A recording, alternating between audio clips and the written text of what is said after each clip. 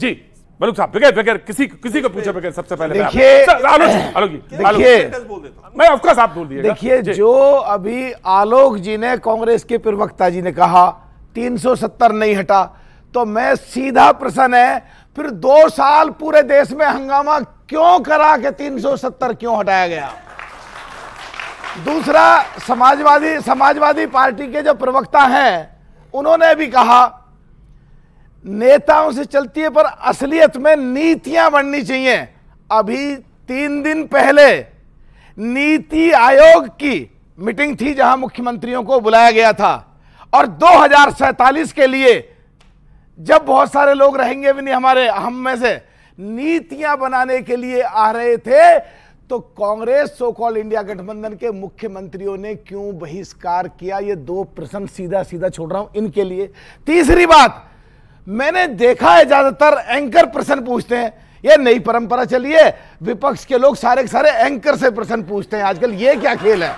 देखिए, भूमिका हमारी भी होगी, मैं इससे बच नहीं सकता। 2047 में भूमिका हम लोग की भी होगी, और हम अपना काम कैसे कर रहे हैं? लास्ट बात, क्या बगैर नीति आयोग की मीटिंग में जाए बगैर, देश के लिए काम करे बगैर, देश की जनता के लिए काम करे बगैर, एक नए भारत का निर्माण या एक शक्तिशाली भारत का निर्माण बगैर नीति आयोग के क्या कर सकते हैं?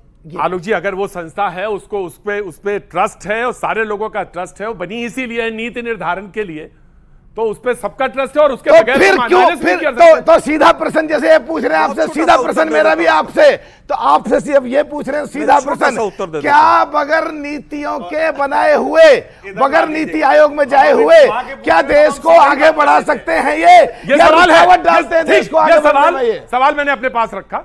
जी आलोक जी, एक शब्द आया ट्रस्ट।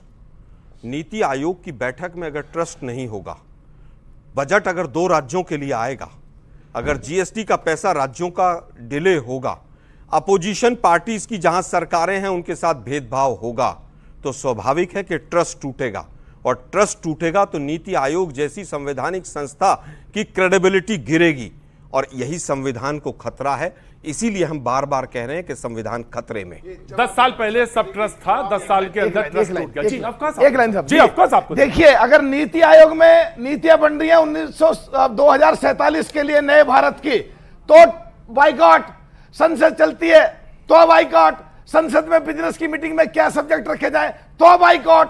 देश में और कोई नीति बनती है तो बाइकॉट। ये बाइकॉट करना चाहते हैं। एक बात और इसमें सीधा कि इन्होंने कहा कि 10 साल कुछ नहीं हुआ, तो क्या लोकतंत्र प्रजातंत्र को ये मानते हैं कांग्रेस 44 पे सिमट गई और दूसरी बार 52 पे सिमट गई, तो क्या ये मानते हैं कि देश की जनता बेवकूफ थी जिन्होंने इनको कम रखा, या एनडीए को या बीजेपी को ज्यादा रखा? वेरी वेल सेड सर, मैं दे दूंगा। छोटा सा उत्तर। अब मैं आरजेडी को दे दूं, 1 मिनट आरजेडी को दे दूं, उसके बाद पैनल मैं दे दूंगा, मैं आपको भी दे दूंगा। आरजेडी 2047 देख रहे हैं? नहीं, सपना देखिए, हम भी देखते हैं, हम भी चाहते हैं कि अरे आप बहुत मैच्योरिटी के साथ दिखेंगे वहां। शुरू किए, आप टोक रहे हैं, हमें बोलने दीजिए। अरे मैं क्यों हम चाहते हैं, हर कोई देश का चाहता है कि ये देश नंबर 1 पावर बने पूरे वर्ल्ड में, लेकिन कैसे बनेगा सर? 2047 बस चिल्ला देने से बनेगा? आप इनकम इक्वालिटी की बात क्यों नहीं करते हैं? ह्यूमन डेवलपमेंट इंडेक्स में हम कहां पर खड़े हुए उसकी बात क्यों नहीं करते? मैं 3-4 बस उदाहरण देना चाहती हूँ।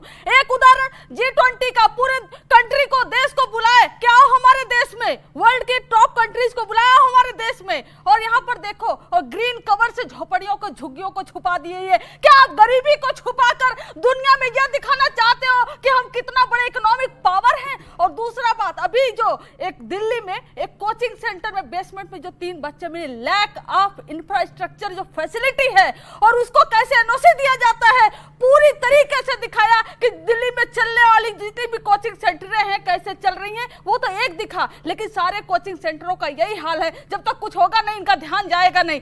अभी आएंगे, स्टेट गवर्नमेंट की जिम्मेदारी है, इनकी जिम्मेदारी है, करेंगे। लेकिन मैं तीसरा एग्जांपल जो उत्तर प्रदेश में हुआ, 121 लोग हाथरस में मारे गए। 121 लोग जो बाबा में, अगर वो हेल्थ फैसिलिटी वहां पर होती तो कितनी जानें बच चुकी होती। एम्बुलेंस नहीं था, हॉस्पिटल नहीं था, हॉस्पिटल पहुंचे तो डॉक्टर नहीं था, सिलेंडर नहीं था, कुछ नहीं था और 121 जानें चली गई। ये उत्तर प्रदेश का हालत है। और 2047 की बात करते हैं आज, आप आज की बात करिए, आप आज के एजुकेशन सिस्टम की बात करिए, आज के हेल्थ फैसिलिटी की बात करिए, आज के इंफ्रास्ट्रक्चर की बात करिए। जब आप जी रहे हैं 2047 में आप नहीं होंगे, हम जैसे हो सके कई लोग नहीं होंगे, लेकिन उसकी बात आप नहीं करते हैं। आप गुमराह कर रहे हैं देश को। मैं आ गया, मैं बिल्कुल ऑफकोर्स, वाजपेयी जी का टर्न है, वाजपेयी जी का टर्न, मैं दे दूंगा।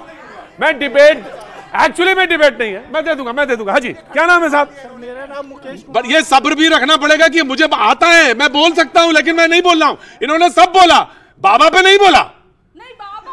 बाबा पे क्या? बाबा नहीं, कोई बात नहीं। ये this your view, your view point, your view point. जी मेडिकल फैसिलिटी की बात करते हैं। राइट। आपने बहुत अच्छा ह्यूमन इंडेक्स नहीं दे रहा है, लेकिन 47 तक कोई रहेगा। मेरा नाम मुकेश कुमार है। जी, आराम से जी, चर्चा है, बहुत संयत से चल रहा है, कोई बहस नहीं हो रही। जी, नाम? मेरा नाम मुकेश है, मैं लाजपत नगर दिल्ली से क्या काम करते हैं आप साहब मुकेश जी? मैं एक ऑयल फील्ड कंपनी में काम करता था, आउट ऑफ इंडिया भी मैं रह के आया हूँ, साइप्रस में भी रहा हूँ, बहुत देशों में भी रहा हूँ मैं। और मैंने वहाँ साइप्रस में देखा, इतना सुंदर देश है, गरीब आदमी भी जो है ना वहाँ झाड़ू लगाने वाला, वो अपनी उसके पास गाड़ी है, अपना बंगला है, अब उसके बच्चे अच्छे स्कूलों में पढ़ते हैं, और शाम को उसको आप पहचान नहीं सकते कि वो मैनेजर है या झाड़ू लगाने वाला है। जी बिल्कुल। मैडम बोल रही है कि उसने ये किया, यूपी में ऐसे हो गया, बिहार में वहाँ ये हो गया। ये बिहार का बताएं, बिहार में क्या? मैं रहता हूँ बिहारियों के साथ, मैं ऑयल फील्ड में जब काम करता हूँ ना, दुनिया भर के मजदूर मेरे साथ काम करते हैं, बिहार के होते हैं, आउट ऑफ इंडिया में भी नौकरी करते हैं वो लोग, वहाँ से पैसा बिहार भेजते हैं। आज से नहीं, मैं 47 साल मेरी एज हो गई, इतने सालों से मैं देख रहा हूँ। वो पैसा बिहार भेजते हैं, बेचारों की हालत इतनी बुरी होती है, बाद में फिर आते हैं नौकरी करने, उनके घरों में ये हो गया, कभी वो हो गया, लूट मार। सवाल यहां से ये निकाला, मैं बैठा रहा हूं आपको। सवाल मैंने ये निकाला कि पलायन जैसे शब्द जो हैं, जो चाहे वो इंटरस्टेट हो, चाहे देश के बाहर के पलायन हो, 2047 में हम ऐसे मुल्क बने जिसमें हमारे पास हर हाथ को देने के लिए काम हो। ये ऐसा मुल्क होगा तो सशक्त भारत नजर आएगा।